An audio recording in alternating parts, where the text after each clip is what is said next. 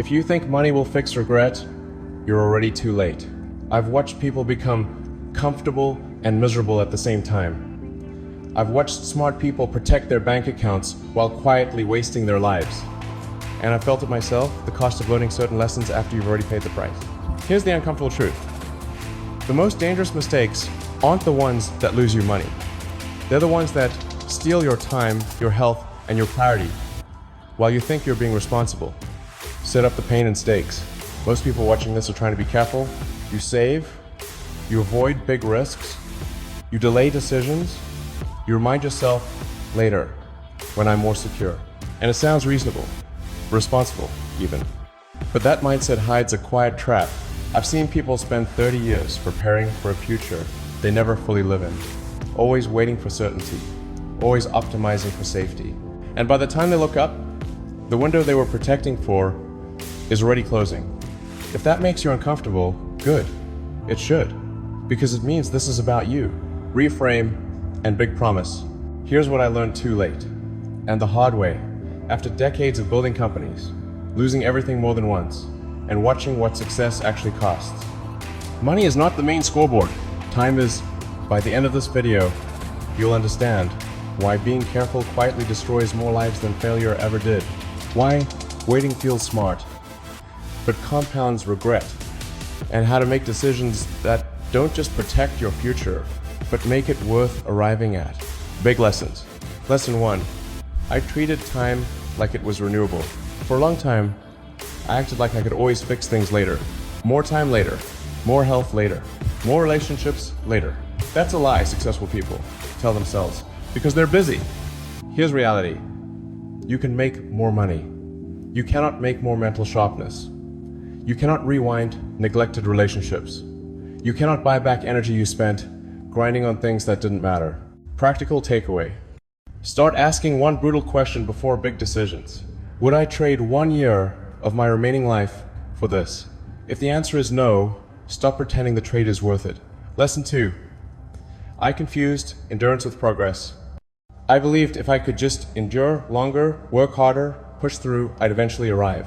Endurance is useful, but endurance without direction is just slow failure. I've seen people stay in bad jobs, bad investments, bad routines for decades because quitting felt like weakness. It's not. Stubbornness without recalibration is expensive. Practical takeaway.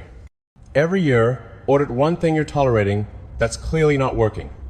Cut it. Reallocate the energy. Momentum comes from correction, not suffering. Lesson 3. I overestimated security and underestimated fragility. I thought money would eventually make me feel safe. It didn't. Security isn't about how much you have. It's about how exposed your life is to change. Health issues, technological shifts, inflation, family dynamics. None of these ask for permission. People build their entire identity around stability, then panic when the world moves. Practical takeaway. Build adaptability, not just savings. That means skills that transfer, curiosity that stays alive. Routines that keep your body and mind resilient. Money supports that. It doesn't replace it. Lesson 4. I postponed relationships like they were optional. This one's uncomfortable. When you're chasing something big, it's easy to treat people like background processes still running, but not actively maintained. That's a mistake you don't fully see until much later. Relationships decay quietly. There's no alarm, no warning email. One day you just realize distance hardened into permanence. Practical takeaway. Schedule relationships with the same seriousness you schedule work. If you don't have time, that's not a calendar problem. It's a values problem. Lesson 5. I thought legacy was about achievement. I used to believe legacy meant impact, scale, headlines. That's partial and dangerously incomplete. Legacy is also about who you were reachable to, who you showed up for, what problems you actually solved for people close to you. Plenty of successful people are remembered more for absence than achievement. Practical takeaway. Define success in at least 2 dimensions. What you build, who gets the best of you while you build it.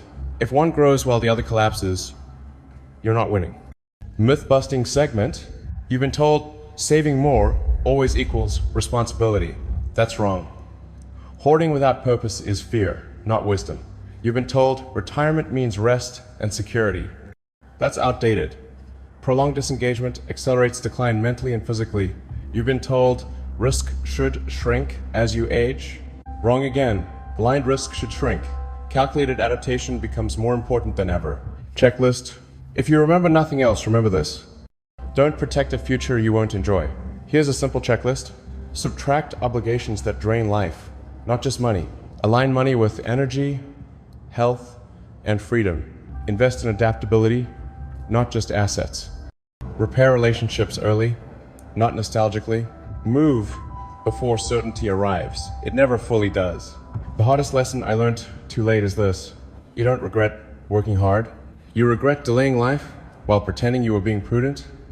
If you're still breathing, you're not done. But the clock is real and it's louder than you think. If you want more hard-earned lessons without the sugarcoating, subscribe and don't miss the next one.